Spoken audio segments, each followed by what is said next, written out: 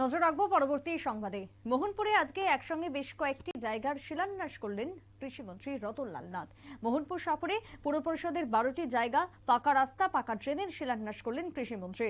নির্মাণ কাজের জন্য প্রত্যেকটি ওয়ার্ডকেই সরকারি অর্থ বরাদ্দ করা হয়েছিল কমপক্ষে 5 থেকে 10 লক্ষাধিক টাকা। সবকটি জায়গা ঘুরে ঘুরে পরিদর্শন করেন তিনি। শিলান্যাস করলেন মন্ত্রী। মোহনপুরের তথা বিধায়ক রতনলাল নাথ, পাশে ছিলেন মোহনপুর পৌর পরিষদের চেয়ারম্যান থেকে শুরু করে ভাইস চেয়ারম্যান এবং অন্যান্য বিশিষ্টরা।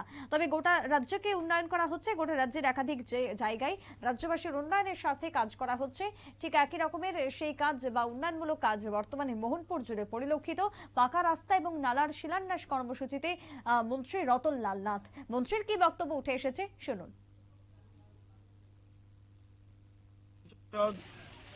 একসাথে 12টা কাজের একসাথে কাজ শুরু করে দিয়েছে। এমনি তো মোহনপুর পৌর পরিষদ ভালো কাজ করছে, মানুষের সাথে আছে। যারা গরিব মানুষ তাদেরকে পানীয় জলের ব্যবস্থা করে দিচ্ছে, সবাইকে পানীয় জলের ব্যবস্থা করে দিচ্ছে। যারা গরিব তাদেরকে চালের ব্যবস্থা করে দিচ্ছে, বিভিন্ন রকম রাস্তাঘাট করছে, ডেভেলপমেন্ট ওয়ার্ক করছে। এশিয়ান ডেভেলপমেন্ট ব্যাংকের টাকা আসছে, বিভিন্ন রকম কাজ হবে।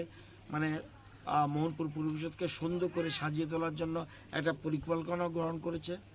আজকের মূল কথা হলো একসাথে যতগুলি ওয়ার্ড আছে 15টা ওয়ার্ড, 15টা ওয়ার্ডেই প্রত্যেক ওয়ার্ডে 1 লাখ 2 লাখ টাকার কাজ না করে 5 লাখ 10 লাখ আরো বেশি করে কাজ হাতে নেওয়ার সিদ্ধান্ত নিয়েছে।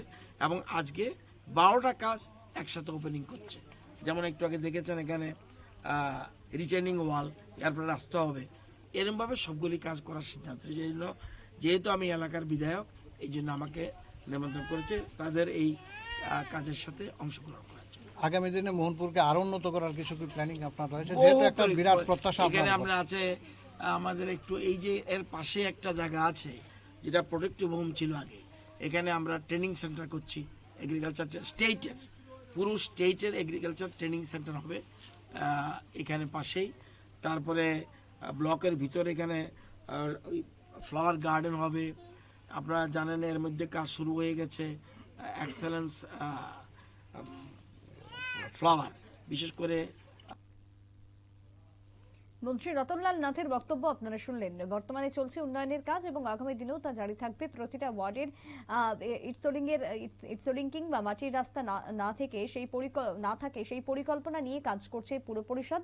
মোহনপুর পুর পরিষদের জনপ্রতিনিধিদের চিন্তা ভাবনা মোহনপুরকে শ্রেষ্ঠ মোহনপুর গড়ে তোলার সেই লক্ষ্যকে সামনে রেখেই কাজ চলছে বলেই দাবি করলেন মন্ত্রী রতনলাল নাথ।